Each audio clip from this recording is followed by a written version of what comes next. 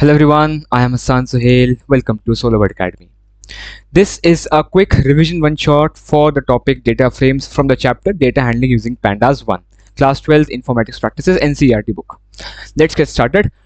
Data frame is a 2D label structure, यानी it is a similar to a table structure जहाँ पर rows and columns होते हैं और rows and columns की अपनी अपनी indices होती हैं. ठीक है, जैसे Excel में देखा होगा A1 B6 बी कॉलम हुआ और 6 उसकी रो हुई. ठीक है, हेट्रोजेनस डेटा स्टोर कर सकती है कोई भी डेटा फ्रेम कि भी आप डेटा फ्रेम में किसी कॉलम में आप स्ट्रिंग डाल रहे हो, किसी कॉलम में आप फ्लोट डाल रहे हो एंड लाइकवाइज. सबसे पहला पार्ट रहेगा हमारा क्रिएशन ऑफ डेटा फ्रेम. पहला तरीका होता है एम्प्टी. अच्छा, before going into this exam में डायरेक्ट आता है कि भी कौन से मेथड से बनाना है. सारे मेथड्स आपको आने चाहिए, स्पेशली वो जो आपको थोड़े मुश्किल लगे वो ज़्यादातर पेपर में आने के चांसेस होते हैं. स्पेशली स्कूल वाले वही क्वेश्चन पेपर्स में वही क्वेश्चन डालते हैं जो कि काफ़ी टिपिकल सा होता है. तो पहला है एम्प्टी. कैसे क्रिएट करेंगे? Simple DF is period dot data frame. कोई भी आर्ग्यूमेंट मत दो, चल जाएगा काम. सेकंड है एनडी एरेज, यानी कि नंपाई लाइब्रेरी की एरेज को यूज़ करके बहुत सारी एरेज बनाई, उन सबको एक लिस्ट में डाला और डेटा फ्रेम की कोड में रख दिया. जैसे यहाँ पर मैंने एक एरे बनाई एरे 1 के नाम से, यहाँ 2 यहाँ 3, DF is period dot data frame. और जब मल्टीपल वैल्यूज होती हैं तो पाइथन का रूल ये है कि लिस्ट में होती हैं. अगर तुम सिर्फ पैरेंथेसिस लगा दोगे और इसके अंदर एरे 1 2 3 कॉमा करके डाल दोगे, एरर आएगा. हमेशा लिस्ट के अंदर डालना. और यहाँ पे तुम देखो, अगर 10 20 30 के अलावा 40 वैल्यू भी होती, यहाँ पे कॉमा करके 40 भी होता तो नैन आ जाता. जैसे यहाँ पे लिखा हुआ NaN will be inserted if corresponding value for a column is missing. Error नहीं आएगा, बट उस कॉलम में जिसमें तुमने वैल्यू दी है वहां पे वैल्यू लिख के आ जाएगी. बाकी दो में वैल्यूज नहीं है तो वो NaN लिख के आ जाएगा और ऊपर वाला फ्लोट बन जाएगा. जिसमें नैन होता है वो फ्लोट बन जाता है बिकॉज हाईएस्ट डेटा टाइप पे मूव कर जाता है वो particular value. Even though you gave it as 99, it will be converted into 99.0. ठीक है, जो नैन वाला कॉलम होगा. फिर अगर तुम्हें कॉलम इंडिसेस मैनुअली ऐड करनी है, अगर इसमें कॉलम नहीं है, ऑफ कोर्स यहाँ पे एरे में कोई कॉलम नहीं आएगा, 0 1 2 ही आएगा, तो कर क्या सकते हो तुम डेटा फ्रेम वाले में ही कॉमा डालकर कॉलम्स और फिर वही तुम्हें स्क्वायर ब्रैकेट्स लगा करके ABCD है जो तुम्हें लिखना है लिख लो. ठीक है ना. अच्छा, फिर आता है लिस्ट ऑफ डिक्शनरीज, यानी एक लिस्ट के अंदर बहुत सारी डिक्शनरीज. तो पहले लिस्ट का ब्रैकेट आएगा, फिर उसके अंदर डिक्शनरीज आएंगी. जैसे एक लिस्ट का ब्रैकेट आया बाहर को, फिर उसके बाद एक डिक्शनरी, फिर कॉमा करके दूसरी डिक्शनरी. यहाँ पर क्या है, हाई कॉलम, वहां पे हेलो और हे दोनों कॉलम है. तो अगर ऐसे इम्बैलेंस होता तो नैन आ जाता है, एरर नहीं आएगा तुम्हारा. ठीक है ना. जैसे तुम यहाँ पर देखो, मैंने एक में हाई डाला और 1 डाला, बट दूसरी डिक्शनरी में हाई वाला कॉलम ही नहीं है तो उसने नैन दे दिया और कन्वर्ट किस में हो गया, फ्लोट में हो गया. ठीक है ना. वैसे ही दूसरी में हे और यो है बट पहली वाली डिक्शनरी में नहीं है, तो इम्बैलेंस जब होता है तो हम नैन यूज करते हैं. Of course NaN of course मतलब ऑटोमेटिक आता है और बाकी फ्लोट में कन्वर्ट ऑटोमेटिकली हो जाता है. ठीक है ना. यहाँ पर देखो, डिक्शनरी जो कीज होती हैं वो कॉलम की तरह देते हैं, यानी कि हाई हेलो हे ये सब कॉलम्स आएंगे और बाकी जितनी वैल्यूज आएंगी वो सब रोज में आ जाएंगी. जितने नंबर ऑफ रोज चाहिए हैं उतनी नंबर ऑफ डिक्शनरीज बना लो, जितने नंबर ऑफ रोज चाहिए उतने नंबर ऑफ डिक्शनरी बना लो, और जितने नंबर ऑफ कॉलम चाहिए उतने नंबर ऑफ कीज बना लो उन डिक्शनरीज में. ठीक है ना. जैसे यहाँ पर 3 कॉलम्स बनेंगे, क्यों? क्योंकि हे हेलो और हाई हेलो और हे है यहाँ पर, है ना. उसमें अलग था, इसमें अलग है, बट सिमिलर कॉन्सेप्ट समझ में आ रहा है आई होप. ठीक है ना. बाकी नैन का तो बता दिया, अगर कभी भी ऐसे रहता है तो नैन इंसर्ट हो जाता है. यहाँ पर वैल्यू एरर नहीं आता है, कभी कभार आता है किसी और चीज में, बट अगर तुम लिस्ट ऑफ डिक्शनरी में इम्बैलेंस करोगे वैल्यूज का तो कोई दिक्कत नहीं आएगी, नैन आ जाएगा और नैन पे फ्लोट आ जाएगा. ठीक है ना. चलो second last I mean fourth method पे चलते हैं अपन. Dictionary of list. बाहर डिक्शनरी का ब्रैकेट आएगा, कर्ली ब्रैकेट, और अंदर बहुत सारी लिस्ट बनी हुई होगी. कैसे? हाई एक मैंने की लिया और उसके अंदर सारी वैल्यूज मैं लिस्ट में डाल सकता हूँ, यानी कि एक कॉलम में जितनी वैल्यूज चाहिए उनको एक लिस्ट में इनक्लोज कर दो, दूसरे कॉलम पे जाओ, सारी लिस्ट के सारी वैल्यूज इनक्लोज कर दो एक लिस्ट में. बहुत फास्ट मेथड है. कैसे करेंगे देखो, यहाँ पर देखो मैंने हाई डाला और हे डाला, ये दोनों क्या है, कीज हैं, तो वो दोनों की दोनों कॉलम्स बन गई. बाकी जो वैल्यूज के अंदर थी वो मैंने एज ए लिस्ट डाल दी. देखो सिंपल सी बात है, काफी सिंपल सा ट्यूटोरियल था. अब यहाँ देखो, keys become column labels by default और लिस्ट जो है वो रोज बन जाती है. अगर तुम्हें सीक्वेंस चेंज करना है कॉलम्स का, जो तुमने बाय डिफॉल्ट डाला है उसको हटाना कैसे करोगे तुम? डेटा फ्रेम वाले में ही एक और आर्ग्यूमेंट दे दो, that is columns equal to again list में इनक्लोज करना जितने तुम्हें कॉलम्स चाहिए, और सेम नाम होना चाहिए है. जैसे यहां पर अगर मैं कॉमा डाल करके हे पहले लिख दूं और लिस्ट बना दूं columns equals to list, then मेरे को हाई चाहिए है and then I enclose this, तो देखना क्या होगा. डिक्शनरी में क्या बना हुआ है, पहले हाई है फिर हे, बट मैं यहाँ पर हे और हाई बाद में भी कर सकता हूँ. समझ में आ गई बात. अगर मैं थोड़ा सा भी स्पेलिंग चेंज कर दूं, फॉर एग्जांपल HI के HIE कर दूं, तो होगा क्या, वो सब नैन दे देगा. एरर नहीं देगा, नैन दे देगा, बिकॉज ऐसा कोई कॉलम है ही नहीं, और जब ऐसा कोई कॉलम है नहीं तो उसने नैन दे दिया। बाकी है तो स्पेलिंग सेम है पर उसकी स्पेलिंग हल्की सी अलग हो गई। इवन अगर तुम उसका केस चेंज कर दोगे ना और हाई लिख दोगे, अगर तुम केस भी, तब भी नैन ही आएगा, इसलिए केस का भी ध्यान रखना और स्पेलिंग का भी ध्यान रखना, ठीक है ना। अब हम आते हैं पीडी सीरीज पर, इनकी पैंडास वाली सीरीज। तुमने सीरीज पिछले चैप्टर में बनाई है, पिछले टॉपिक में सॉरी, और काफी सिंपल सा है, बट उसमें इंपॉर्टेंट क्या है, इंडेक्स देना। तो पहले मैं यहाँ पे सीरीज 1 बनाऊंगा, एक कोई भी सीरीज बना लूंगा जिसमें कोई वैल्यूज डालूंगा बट इंडेक्स दे दूंगा उसमें ABCDE। दूसरी सीरीज बनाऊंगा, उसमें कुछ अलग वैल्यू दूंगा बट इंडेक्स सेम होनी चाहिए। सीरीज का यही कायदा है कि तुम इंडेक्स को सेम रखो, तभी एक के नीचे एक वैल्यू आएंगी, बट अगर ऐसा नहीं होगा तो फिर एक में अलग आएगी, दूसरे में लगेगी, नैन भी आ सकता है, और साइड में एक में नैन आएगा एक में नहीं आएगा, बहुत कंफ्यूजन है। तो इंडेक्स सेम रखना, ठीक है। जैसे यहाँ पर तुम देखो, मैंने यहाँ पर एक दो सीरीज बनाई और उनको एक डेटा फ्रेम में कन्वर्ट कर दिया लिस्ट के माध्यम से, और AB आ गया और 1 2 3 4 इसमें इस तरीके से आ गया। इंडेक्स सेम थी इसीलिए यहाँ पर AB आया है। अब मान लेते हैं अगर मैं यहाँ से इंडेक्स डालूं ही ना, तो जो डिफॉल्ट इंडेक्सिंग होती है, यानी 0 1 वाली जो इंडेक्सिंग होती है, वही सिंपल सी बात है आ जानी है, यहाँ पे कोई बड़ी बात नहीं है, ठीक है ना। तब भी सेम आएगा, नैन नहीं आएगा। बट अगर यहाँ पर मैं इंडेक्स दे दूँ AB और वहां दे दूँ CD तो नैन आ जाएगा, ठीक है। और वही बात फ्लोट में कन्वर्ट हो ही जाना है।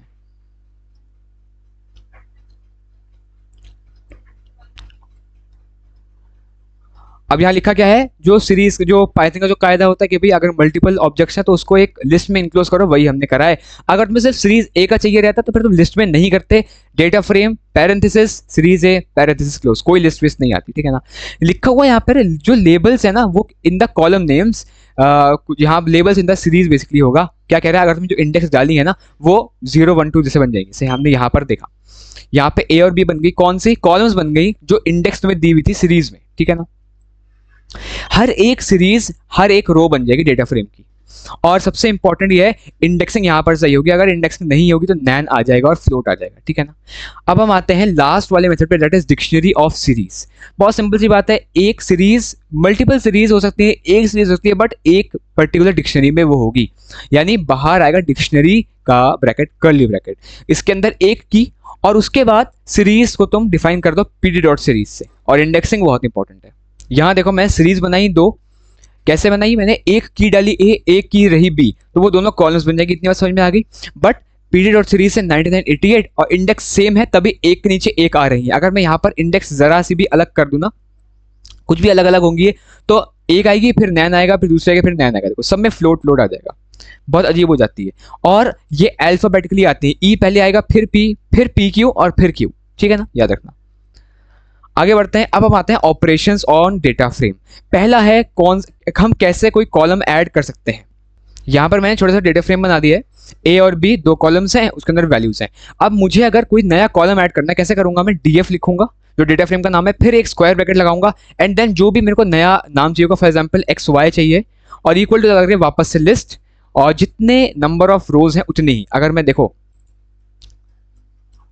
यहाँ पर मैं सिर्फ दो वैल्यूज डाली, जबकि एक और की नीड है, तो होगा क्या, यहाँ पर मेरे पास वैल्यू एरर आ जाएगा। इसलिए नंबर सेम रखना, जितने नंबर ऑफ रोज है उतनी ही नंबर ऑफ वैल्यूज होनी चाहिए, वरना एरर आ जाएगी।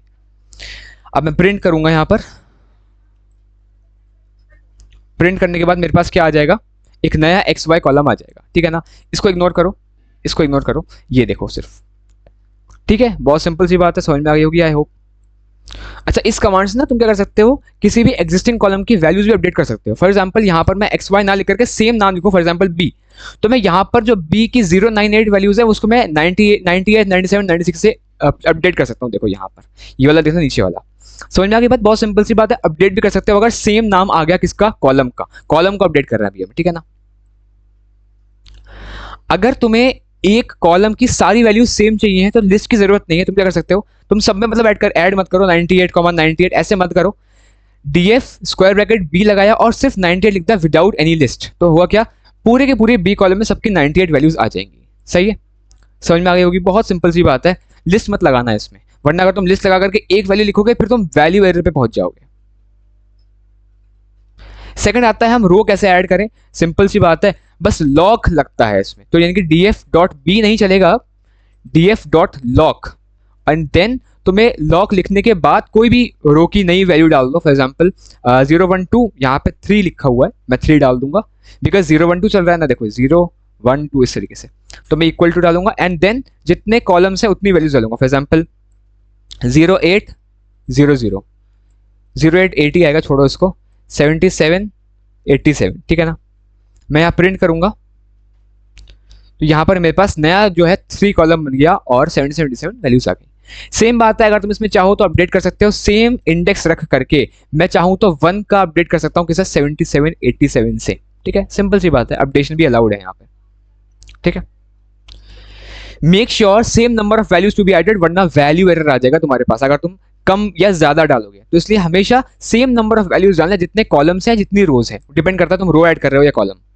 डिलीट कैसे करेंगे कोई भी रो या कॉलम को, एक्सेस मेथड से। एक्सेस 0 और 1, 0 किसके लिए होता है, रो के लिए, और एक्सेस 1 किसके लिए होता है, कॉलम के लिए। याद कैसे रखोगे, अगर तुम्हें मैथ्स पढ़ी है 12th क्लास की तो मैट्रिसेस होता है उसमें चैप्टर, मैट्रिसेस में भी रो कॉमा कॉलम चलता है, यहाँ पर भी रो कॉमा कॉलम चलता है। अगर तुम्हें यह नहीं याद आ रहा है तो तुम एक्सेल याद कर लो, एक्सेल का जस्ट उल्टा होता है। फॉर एग्जाम्पल B6 है तो यहाँ पर 6B होगा, बस ऐसे याद कर लो, वरना तुम्हारी चॉइस है तुम 0 और 1 कैसे याद करते हो।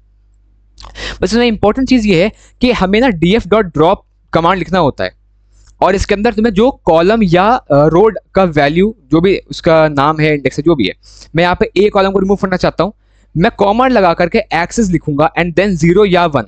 ए किसमें है, मेरे कॉलम में, तो 1 लिखूंगा। लेकिन ऐसे चलेगा नहीं है, बिकॉज टेम्परेरली टाइम के लिए चलेगा, मुझे चाहिए permanent change in my data frame, हमेशा से हमेशा के लिए डेटा फ्रेम में रिमूव हो जाए। तो मैं क्या करूंगा, असाइनमेंट करूंगा, df is equals to df.drop। अब ये परमानेंट चेंज हो गया। अगर मान लो मैं इंटरैक्टिव से हट करके स्क्रिप्ट मोड में आऊं आईडीएली के, तो मैं इसको फिर प्रिंट डीएफ करूंगा ना, तो कुछ रिमूव नहीं होगा, कुछ रिमूव नहीं होगा। अगर तुम चाहो कि ए रिमूव होकर के दिखे, ऐसा पॉसिबल नहीं है। लास्ट में देखना, देखो ए बी कॉलम बचा हुआ है बिकॉज टेम्परेरली चेंज था। यहां पर मेरे को डीएफ इज इक्वल्स टू करना पड़ेगा, तब जाकर के डेटा फ्रेम में से रिमूव होगा। सिंपल सी बात है। अब अगर दो रोज सेम है, सेम नाम से हैं, या दो कॉलम्स सेम नाम से किसी भी कारणवश, तो अगर तुमने एक का नाम लिखा तो सारी की सारी वैल्यूज रिमूव हो जाएंगी। अगर दो रोज का काम फॉर एग्जांपल ए और ए है, तो दोनों रोज रिमूव हो जाएंगी, एक नहीं होगी, दोनों सेम नाम वाली रिमूव हो जाएंगी एक ही कमांड से, ठीक है। और यहाँ पर असाइनमेंट चाहिए होता है, विदाउट असाइनमेंट टेम्परेरली चलेगा, कोड में एरर नहीं आएगी, बट टेम्परेरली होगा, तुम्हें दिखेगा नहीं प्रिंट डीएफ में, है ना, अगर तुम स्क्रिप्ट मोड में हो। अब हम आते हैं रीनेम कैसे करते हैं। किसी भी लेबल को आप, चाहे फिर वो रो का हो चाहे फिर वो कॉलम का हो, आप उसको रीनेम कर सकते हैं, बट द कैच इज उसको डिक्शनरी में डालना पड़ेगा, बिकॉज डिक्शनरी की वैल्यू पेयर लेता है, तो ओल्ड को हम की कर देंगे और वैल्यू जो होगी नई वैल्यू हो जाएगी इसकी, ठीक है। यहाँ पर ना वीडियो में आगे मैंने एक्सेस इक्वल्स टू इंडेक्स या कॉलम्स यूज़ किया है, कंफ्यूज मत होना। या तो तुम df equals to df dot rename कर करके एक्सेस इक्वल्स टू 0 और 1 यूज़ कर लो, या फिर तुम रीनेम में इंडेक्स कर लो या कॉलम्स यूज़ कर लो, बट इंपॉर्टेंट है स्ट्रिंग्स में लगाना उसको, तो कंफ्यूज मत होना। या तो तुम इक्वल्स टू 0 यूज़ कर लो या फिर इंडेक्स स्ट्रिंग्स में, ठीक है ना। जैसे कि कैसे, अगर एग्जाम्पल दूं मैं थोड़ा सा, तो यहाँ पर मेरे पास एक डेटा फ्रेम ऑलरेडी बना हुआ है, मैं चाहूं तो ए को x कर सकता हूं और बी को y कर सकता हूं। कैसे, मैंने लिखा df डॉट रीनेम, पैरेंथेसिस लगेंगे, डिक्शनरी लगेगी अंदर, एंड डिक्शनरी में मैं ओल्ड लिखूंगा पहले, एंड देन yx और b और y, ठीक है। अच्छा, इंपॉर्टेंट क्या है, एक्सेस। यहाँ पे एक्सेस 0 और 1 नहीं चलता, यहाँ पे एक्सेस कॉलम्स और इंडेक्स चलता है। तो यहाँ पर ए और बी क्या है, कॉलम्स है मेरे, चाहे एक हो तब भी कॉलम्स ही आएगा, ठीक है ना। कॉमा लगाया, एक्सेस इक्वल्स टू कॉलम्स आएगा, ठीक है ना, याद रखना बस। बाकी अगर मैं यहाँ पे ऐसे चलाऊंगा तो क्या होगा, टेम्परेरली चेंज होगा, मेरे को परमानेंट लगाना है बस। अब मैं प्रिंट करूंगा तो मेरे पास ए और बी के जाए एक्स और वाई आ जाएंगी वैल्यूज। अच्छा यहाँ पर ये लगेगा, बस याद रखना, माय बैड। अब हम रन करेंगे इसको तो कॉलम्स में x और y आ जाएगा, ना कि a और b। सेम काम आप रीनेम कर सकते हो 0 1 2 को। यहां पर मैंने क्या करा, इंडेक्स को रीनेम कर दिया, बट इसमें इंपॉर्टेंट देखो क्या है, 0 को जो था वो a कर दिया मैंने, हाँ हो गया a, बट 2 को c कर दिया। यहाँ पे 1 का कोई जिक्र नहीं हुआ, तो जब 1 का कोई जिक्र नहीं हुआ तो 1 का एज इट इज रहेगा, कोई चेंज उसमें नहीं आएगा, एरर भी नहीं आएगा। जो छोड़ दिया मैंने वो एज इट इज रहेगा, जिसमें मैंने ये डिक्शनरी वाला रीनेम लगा दिया वो चेंज हो जाएगा। समझ में आ गई बात। यही सेम चीज यहाँ लिखिए, असाइनमेंट इंपॉर्टेंट है। अगर एक दो रो कॉलम छोड़ रखे तो वो एज इट इज आएगा। अब हम आते हैं लेबल बेस्ड इंडेक्सिंग पे और बूलियन इंडेक्सिंग पे। कैसे हम इंडेक्सिंग करेंगे? देखो इंडेक्सिंग का मतलब ये होता है कोई भी वैल्यूज लेना। अब हम कैसे करेंगे? पहला होता है लेबल बेस्ड इंडेक्सिंग। लेबल का मतलब होता है उसकी जिससे हम उसको कॉल कर रहे हैं। जैसे लॉक में क्या रहता है? लॉक में ए बी सी डी हम पास कर सकते हैं और वो हमारे पास आ जाएगा। सीरीज में पढ़ा होगा आपने, है ना? और बिफोर दैट ये one shot revision one shot है, ना कि कोई रिवीजन ना कि कोई थ्योरी वन शॉट। तो अगर तुम इस एक्सपेक्टेशन से आए कि तुम्हें सब चीज़ समझ में आ जाएंगी without even opening the book और रीडिंग द चैप्टर, शायद ना आए। ये सिर्फ उन लोगों के लिए जिन्होंने एक बार चैप्टर पढ़ रखा, एग्जाम्स आ रहे हैं, उनको सिर्फ रिवाइज करना है, ठीक है ना, क्विकली।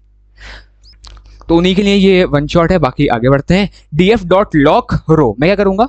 इस सब को हटा दूंगा फिलहाल, और मेरे पास ये डेटा फ्रेम बन गया, ठीक है। डेटा फ्रेम मेरे पास ये है। अब मैं चाहूं तो इंडेक्सिंग कैसे कर सकता हूं?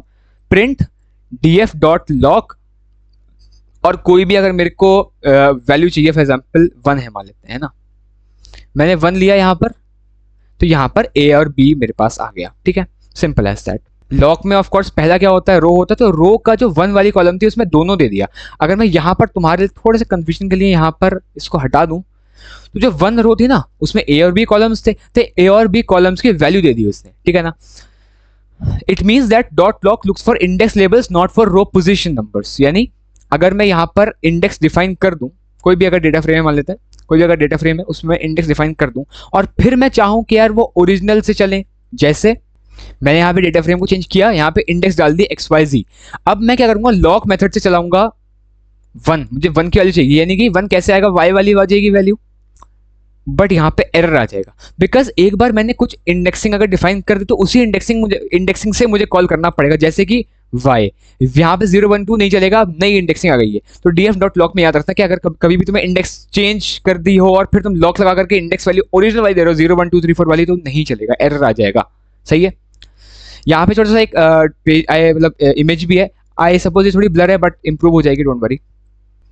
अब यहाँ पे लिखा है व्हेन अ सिंगल रो या column label pass is passed it returns row या कॉलम एज अ सीरीज। जैसे यहाँ पर हमने कर रखा है, यहाँ पे डॉट लॉक y लिया, और y क्या है? सिंगल एक रो है, ऊपर वाले को मत देखना, इधर देखो। तो a और b क्या बन गया? इंडेक्सिंग, और 2 9 क्या हो गई उसकी वैल्यू को, तो एक सीरीज टाइप का बन जाता है फ्रेमवर्क, है ना।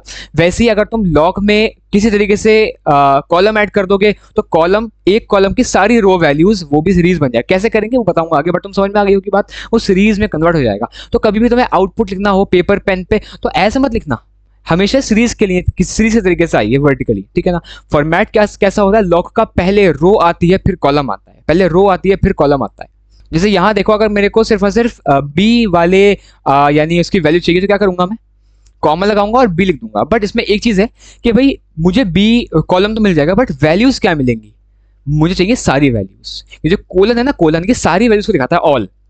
तो यहाँ पे df dot loc bracket then colon, यानी कि सारी रो वैल्यूज, बट कॉलम किस कौन सा? सिर्फ और सिर्फ बी कॉलम की सारी रो वैल्यूज। तो अगर मैं एक कॉलम को लाऊंगा तो सीरीज के फॉर्म में प्रिंट हो जाएगा। ये देखो XYZ 098, ये क्या आया? ये बी वाले कॉलम की सारी रो वैल्यूज आ गई, लेकिन किस फॉर्म में आई? सीरीज वाले फॉर्म में। समझ में आ गई बात? इसका मतलब होता है ऑल, इसका मतलब होता है ऑल। वही तुम इसको उल्टा कर सकते हो कि तुम चाहो तो एक रो पास करो, एक रो पास करो और कॉमा लगा सारे कॉलम, यानी कि एक्स वाली रो के सारे कॉलम वैल्यूज मेरे को चाहिए। कैसे आएंगे? अगेन सीरीज के फॉर्मेट में आएंगे। नीचे वाला देखना प्लीज, नीचे वाला देखना, ऊपर वाला मत देखो, ठीक है ना, कंफ्यूज हो जाओगे। ए और बी और 1 और 0। समझ में आ गई बात? आई होप यहाँ तक क्लियर हो। ये ऊपर वाला इस वजह से आ रहा है, इस वजह से आ रहा है, बट तुम ये वाला आउटपुट देखो, मैं हाईलाइट कर रहा हूँ बार बार, ठीक है। तुम चाहो तो अगर तुम्हें सिर्फ एक रो कॉल करनी है, सिर्फ रो, अगर तुम्हें सिर्फ एक्स कॉल करना है तो इसको हटा सकते हो, बिकॉज बाय डिफॉल्ट उसकी जो पोजीशन है वो रो लेता है। अगर तुम्हें कॉलम वॉलम चाहिए तो सब चीजें हो सकती हैं, बट अगर तुम सिर्फ ये करोगे ना without any comma and colon, तो ये सेम आउटपुट देगा, बिकॉज उसको पता है बाय डिफॉल्ट वो पहली जो लॉक की वैल्यू होती है वो हमेशा रो के लिए होती है, कॉमा लगा करके अपन ऐड कर सकते हैं। अब मैं चाहूं तो एक बड़ा स्पेसिफिसिटी खेल सकता हूं। कैसे? एक्स रो की B value, X B intersection कहां आ रहा है? 0 पे आ रहा है। तो मेरे को 0, अगर सिर्फ 0 वैल्यू चाहिए, क्या करूंगा मैं? एक्स कॉमा जो मेरा कॉलम है यानी बी, तो देखो आउटपुट क्या आएगा। मेरे पास सिर्फ और सिर्फ एक वैल्यू होगी, दैट इज 0, या सिर्फ 0 वैल्यू आएगी, यानी कि बी कॉलम लो और एक्स रो लो, जहां पे जो इंटरसेक्शन में वैल्यू आ रही है वही मेरे को वैल्यू दे दो, 0 आ गया। ऐसा भी कर सकते हो तुम, है ना। अगर तुम्हें मल्टीपल रोज पास करने के, भाई मेरे को बहुत सारी रोज का यानी आउटपुट चाहिए, क्या कर सकता हूं मैं? एक लिस्ट के अंदर इनक्लोज कर सकता हूं, डबल लिस्ट कह लो, बट फिलहाल तो तुम्हारे लॉजिकली वो लॉक के ब्रैकेट्स हैं, लॉक के ब्रैकेट्स नहीं हटा रहा मैं, बट लॉक के अंदर एक और ब्रैकेट आएंगे, स्क्वायर ब्रैकेट्स, और अगेन पहला जो डिफॉल्ट होता है वो क्या होता है वो रोज होता है। तो मैं यहाँ पर एक्स कॉमा वाई भी कर सकता हूँ और यहाँ पे दो क्या आएंगे, रोज आ जाएंगी, ठीक है ना। एक्स और वाई ए और बी के साथ आएगी ऑफ कोर्स, बट एक्स और वाई आ जाएगी। तो मैं लिस्ट में इंक्लोज कर दूं अगर लॉग के लिस्ट, तो लॉग के ब्रैकेट्स अलग हैं, बट लिस्ट के अंदर मल्टीपल वैल्यूज डाल सकता हूं मैं, ठीक है ना। सेकंड आता है बूलियन इंडेक्सिंग पे, यानी कि उनकी एक्चुअल वैल्यूज यूज करते हुए बट कुछ कंडीशंस लगाते हुए हम कुछ सेट ऑफ आउटपुट्स लेना चाहते हैं। जैसे कि अगर मैं चाह रहा हूं कि इस पूरे डेटा, ये पूरा डेटा फ्रेम है मेरा, इस डेटा फ्रेम में बी वाले कॉलम की सारी 8 से बड़ी वैल्यूज आ जाए तो मेरे पास सिर्फ 9 आएगा, राइट। मैं ऐसा कुछ कर सकता हूँ। कैसे करेंगे? अगर मेरे को रो पर ये चीज करनी है तो उसमें सिंगल लिख सकता हूं, लेकिन अगर मैं कॉलम करना है तो ऑल कॉमा जो कॉलम का नाम है वो, और ये ग्रेटर देन इक्वल टू, ये सब ब्रैकेट्स कर सकते हैं। अब थोड़ा प्रैक्टिकल करके देखते हैं ना कैसे होगा प्रैक्टिकल। मान लेते हैं मुझे यहाँ की वैल्यूज चाहिए, कहाँ की, ए बी और एक्स वाई जी, इस पूरे डेटा फ्रेम में वैल्यूज चाहिए, कौन से, 8 से बड़ी। तो मैं क्या करूंगा, यहाँ पर लगाऊंगा लॉग वाला सिस्टम। कैसे? स्क्वायर ब्रैकेट्स लगाऊंगा अगेन, बट मेरे को बी कॉलम चाहिए ऑल कॉमा बी। अब मैं यहाँ पर ग्रेटर देन 8 अगर लगाऊंगा ना तो यहाँ पर मेरे पास वैल्यूज नहीं आएंगी, यहाँ पे ट्रू फॉल्स के फॉर्म में आएगा। देखना यहाँ पे ट्रू और फॉल्स के टर्म में आएगा, बिकॉज यहाँ पर सिर्फ और सिर्फ एक डीएफ लगा रखा है। अगर तुम्हें सही में वैल्यूज चाहिए तो उसका सिंटैक्स क्या है? सिंटैक्स क्या होगा उसका? बहुत सिंपल सी बात है। इसको मैं फिलहाल ये करता हूँ, प्रिंट कर देता हूँ, कमेंट कर देता हूँ। df डॉट लॉक लिखना है तुम्हें, और उसके बाद फिर तुम्हें df लगाना है। कैसे? ब्रैकेट में df लिखा मैंने यहाँ पर, जो भी डेटा फ्रेम का नाम है, और यहाँ पर एक ब्रैकेट आएगा। अब मैं क्या करूंगा, यहाँ पर इसको हटा सकता हूं मैं, तो df डॉट लॉग फिर df। अब कोई कॉलम रो वाली बात नहीं, ये सिर्फ कॉलम के लिए एप्लीकेबल है। ये एग्जैक्ट मेथड कॉलम के लिए एप्लीकेबल है। कौन सा exact method? df dot loc df and then b comma जो भी कॉलम का नाम है b एंड देन जो ग्रेटर देन 8 मैंने कंडीशन लगाई। अब मैं रन करूंगा ना इसको, तो क्या होगा देखना, यहाँ पर मेरे पास b वाली वैल्यू आ जाएगी, बट a के साथ में आना है बिकॉज वो एक पूरी रो है, तो इसलिए a 2 आएगा, बट b 9 आ रहा है। समझ में आ गई बात? बहुत ही बढ़िया। अगर तुम्हें कॉलम पे अप्लाई करना, सेम चीज है, इसमें सिर्फ ट्रू फॉल्स वैल्यू आएंगी। लेकिन अगर तुम इसमें रो में देखो, df डॉट लॉक, और मेरे पास इंडेक्स क्या है, x है ना,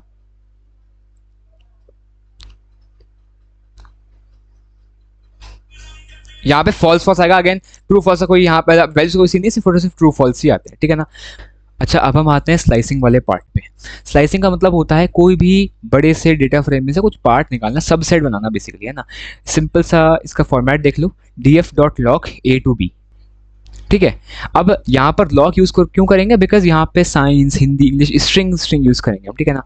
अब ये 3 एग्जाम्पल्स दी हुए हैं यार, तीनों एग्जाम्पल्स है, बहुत बढ़िया तरीके से याद कर लेना, बिकॉज तीनों एग्जाम्पल्स अपने आप में बहुत इंपॉर्टेंट है, अलग अलग यूज केसेस के लिए हैं। फिलहाल हम इसके लिए हम ये वाला डेटा फ्रेम यूज करेंगे जिसमें साइंस, हिंदी, इंग्लिश 3 हमारे पास रोज होंगी, और रवि, राहुल, ऋषि 3 हमारे पास कॉलम्स होंगे, ठीक है ना।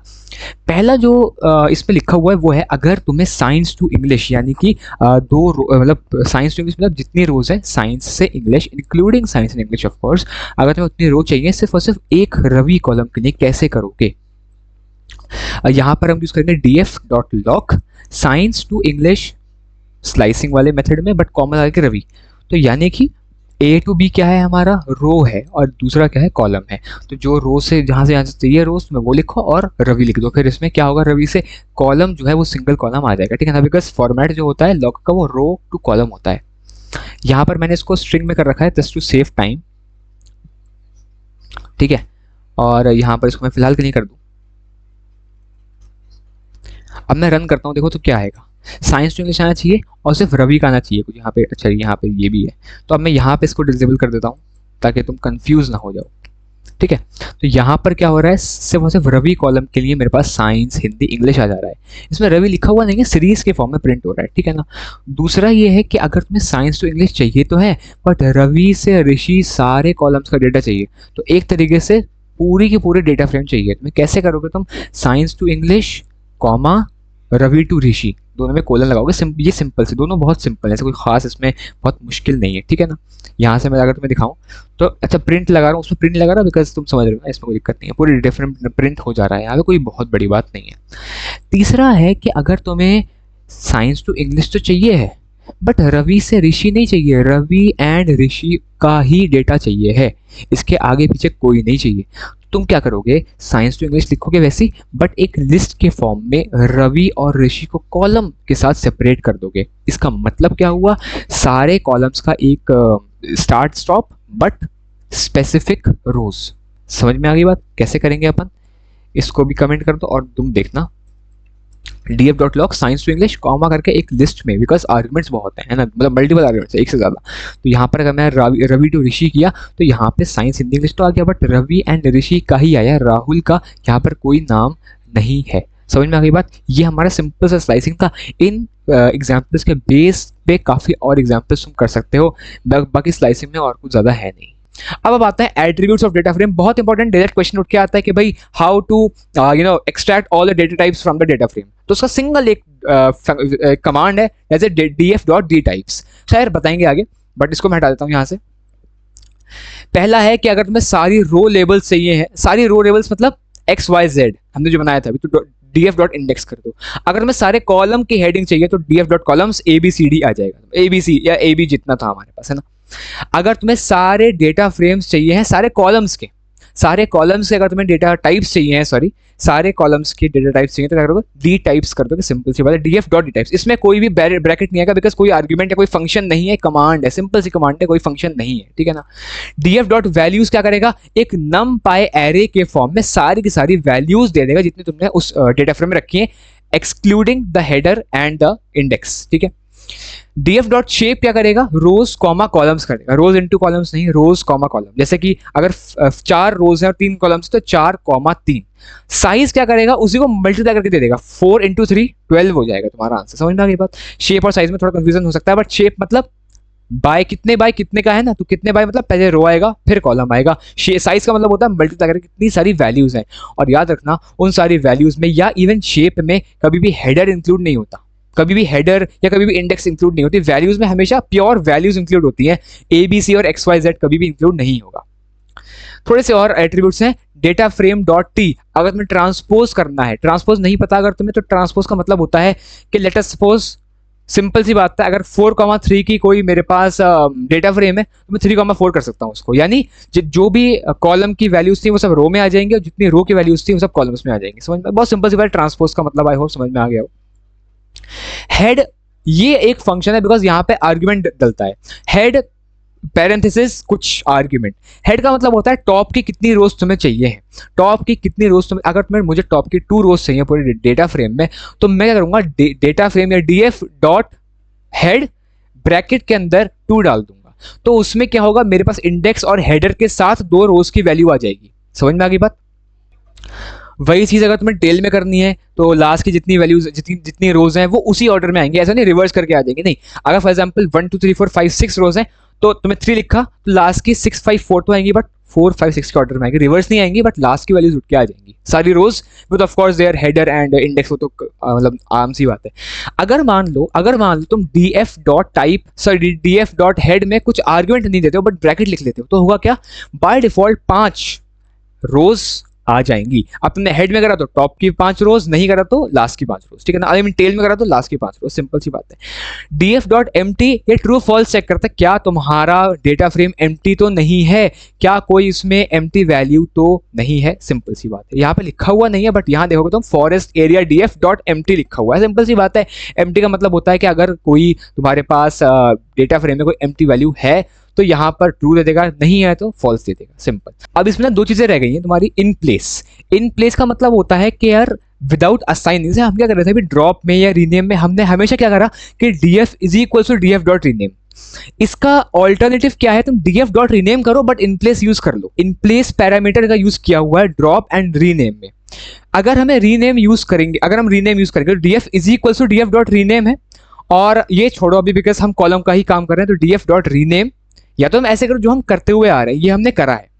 बट अगर मुझे df = नहीं लिखना है तो df.rename कॉलम्स, तुम कॉलम्स भी लिख सकते हो। देखो हम हमेशा क्या कर रहे थे, कॉलम्स को ही चेंज कर रहे थे ना, कोई बड़ी बात नहीं है। तुम बिना उसके करोगे और रोज भी लिखोगे तो भी रोज आ जाएगा। इसको मत देखो फिलहाल, इसको मत देखो, we won't see it. But तुम df.rename देखो एंड ये डिक्शनरी देखो, कॉमा लगा करके मैंने इन प्लेस ट्रू कर दिया। यहाँ पर अगर कॉमा लगा करके इन प्लेस ट्रू कर दिया तो मुझे df = रखने की जरूरत नहीं है, बाय डिफॉल्ट वो आ जाएगा। कैसा, परमानेंट चेंज हो जाएगा वो। जैसे अब मैं क्या करूंगा, इसमें रिनेम करना चाहूंगा, ठीक है ना, ये पुराना वाला डेटा फ्रेम है हमारा सिंपल सा, मैं चाहूं कि एक्स वाली रो को मैं ए में चेंज कर दूं, तो अब मैं df इज इक्वल टू नहीं करूंगा, df डॉट रीनेम ही डायरेक्ट कर दूंगा, ठीक है। रीनेम किया मैंने, ये पैरेंथेसिस लगाए, अब डिक्शनरी बनाई ऑफ कोर्स जैसे हम कर रहे थे अभी तक, हमने यहाँ पे x लिखा एंड देन यहाँ पर हमने कोलन लगा करके ए डाला, ये हमारे पास नई वैल्यू आ गई। लेकिन इसमें एक चीज इंडेक्स रह गई, सॉरी वो एक्सिस रह गई ना, एक्सिस इक्वल्स टू, वैसे नहीं भी लिखूंगा चलेगा बट रो है हमारे, तो जीरो करेंगे। अब मैं इन प्लेस आर्ग्यूमेंट यूज करूंगा, in place equals to true. क्या ये बिना असाइनमेंट का लिखा है? हाँ जी। क्या एरर आएगी? नहीं जी। क्या परमानेंट चेंज है? हाँ जी। देखो ए आ गया। वही मैं काम चाहो तो ऐसे भी कर सकता हूं। मैं चाहूं तो यही सेम चीज कैसे अचीव कर रहा था अभी तक, df is equal to df dot rename, और लगा करके मैं जो भी काम कर रहा हूं मैं ऐसे कर सकता हूं। अब उन्होंने कहा कि कॉलम्स इक्वल्स टू करो, हम क्या करेंगे, एक्सेस लिख देंगे। हम क्या करेंगे, एक्सेस लिख देंगे, df डॉट रीनेम, मुझे b को करना है a, इसको हमें कमेंट आउट कर दो, यानी कि चेंज नहीं आएगा, है ना। और सब चीजें करूंगा, एक्सेस 1 कर दूंगा, तो कॉमा लगाओ मत लगाओ चलेगा, बट एक्सेस लिखना इंपॉर्टेंट है ऑफ कोर्स, ठीक है। यहां पर मेरा b जो है वो ए बन गया और इन प्लेस ट्रू आ गया, बिना असाइनमेंट के मेरे पास परमानेंट चेंज आ गया। बस ये सिंपल सी बात थी। डेटा फ्रेम को अपन इन प्लेस यूज कर रहे हैं, किसमें, रीनेम में। ड्रॉप में कैसे होगा, ड्रॉप में भी सेम चीज कर सकते हैं। अब मैं यही काम ड्रॉप में कर सकता हूं, कैसे करूंगा, df, अभी तक हम कैसे करते हैं, df डॉट ड्रॉप, जैसे हम अभी तक कर रहे थे। मेरे को y हटाना है, मान लेते हैं, रन किया तो यहां पर मेरा y जो है रो हट जाती है, ये मैं अभी तक कर रहा था, बट मैं क्या कर सकता हूं, यहां से हटा सकता हूं एक्सेस 0 के, और in place equals to true भी कर सकता हूं। अब मैं क्या करूंगा, अगर मैं यहाँ पे ड्रॉप कर रहा हूं तो कोई दिक्कत वाली बात नहीं आएगी, परमानेंट चेंज हो गया है, सही है। यहाँ पर तुम्हारी दोनों चीजें खत्म हो गई है, इन प्लेस वाली चीज। अगर तुम्हें लेट्स मतलब इसमें यही बताया जो मैं बता रहा हूँ कि या तो तुम असाइन कर दो कोई पुराना नया variable, df is equal to df dot drop, या तो तुम ऐसे कर दो, या फिर तुम इन प्लेस यूज कर दो चेंजेस ट्रू, मतलब चेंजेस करने के लिए। अगर तुम दोनों ही नहीं करते हो तो चेंजेस टेम्पररी होंगे, और जब तुम प्रिंट करोगे अपना स्क्रिप्ट मोड में तो कुछ प्रिंट नहीं होगा, सेम पुराने वाला df प्रिंट होगा, ना कि ड्रॉप वाला या रीनेम वाला, ठीक है ना, उसमें कोई ऐसी दिक्कत नहीं आएगी। I hope. अच्छा, ये चीज हो गई। अब एक लास्ट एक्सपेरिमेंट जो मैं बताना चाह रहा हूँ तुम्हें, अगर मैं df is equal to df dot, अच्छा इसको छोड़ो, अगर मैं इन प्लेस फॉल्स कर दूं, यहाँ पर इन प्लेस फॉल्स कर दूं, क्या कुछ होगा, मैंने y को हटाना है, मुझे y को हटाना है, क्या आएगा, मेरे पास कुछ भी नहीं आएगा, बिकॉज इन प्लेस फॉल्स हो गया, यहाँ पे y हो गया, ठीक है। अब ये कह रहे हैं या तो असाइन कर दो या ये कर दो, असाइन कर दूंगा तो क्या आएगा, y यहाँ पर से रिमूव हो जाएगा, मेरे पास y यहाँ पर से रिमूव हो जाएगा। इन प्लेस फॉल्स है और df असाइंड है, तो पहले df को प्रायोरिटी मिलेगी, आई मीन असाइनमेंट को पहले चीज मिलेगी, इन प्लेस बाद में देखा जाएगा। पहले असाइनमेंट की प्रायोरिटी होती है, फिर इन प्लेस की। अगर तुम इन प्लेस फॉल्स भी कर दो और असाइनमेंट कर दो तो असाइनमेंट की बात देखी जाएगी। असाइनमेंट ने क्या कहा, y को रिमूव कर दो, परमानेंट कर दो, ये चेंज तो परमानेंट हो गया। समझ में आ गई बात। यहाँ पर तुम्हारा ऑफिशियली रिवीजन 1 शॉट खत्म होता है डेटा फ्रेम का। आई होप समझ में आया हो, कुछ अगर डाउट हो कमेंट में डाल देना।